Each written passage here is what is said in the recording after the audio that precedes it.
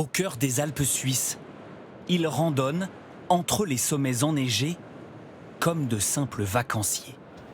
Ni appareil photo, ni sandwich dans leur sac à dos, ils sont venus ici pour sauter depuis cette falaise à 1800 mètres d'altitude. Là, il y a un parachute qui est ici avec une voile et la combinaison de wingsuit. T'es prêt mon VM? C'est quand tu veux. Allez, 3, 2, 1, et passe. Après ce saut vertigineux dans le vide, la combinaison de wingsuit se gonfle d'air.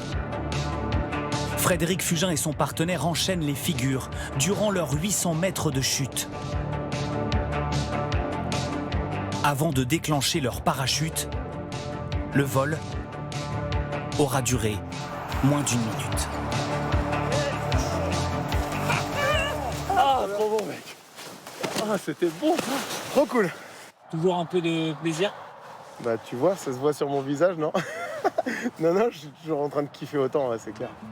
Avec ses 3000 sauts, une combinaison de wingsuit sur le dos, Frédéric Fugin est une légende de sa discipline. Dès le plus jeune âge, il suit partout ses parents, mordus de parachutisme. Il effectue même son baptême de l'air à seulement 9 ans. À 20 ans, il découvre la wingsuit et fait du ciel son nouveau terrain de jeu.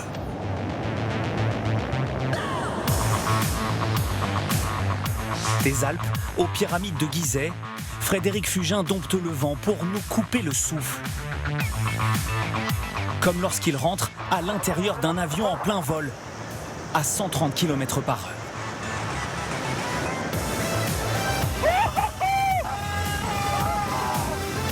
Sa combinaison de wingsuit, 1,60 m d'envergure, une toile en nylon sans moteur qui peut le propulser jusqu'à 300 km/h, parfois au ras du sol. Quand on se rapproche du sol, on veut toujours garder de la vitesse parce que si on veut s'en éloigner, on a la possibilité, on a l'énergie qui nous permet de reprendre de la hauteur et de s'éloigner. Derrière les exploits spectaculaires, pour ce Haut-Savoyard de 46 ans, il y a des heures de gainage, de musculation et plus insolite, d'entraînement en soufflerie pour rester maître du vent et éviter les accidents.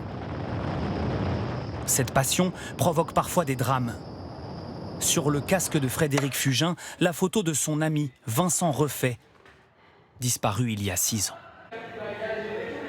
Ça représente beaucoup de choses et puis ça fait aussi plaisir de voir, on est tous les deux au centre et puis autour il y a tous les athlètes à qui on a pu partager des bons moments.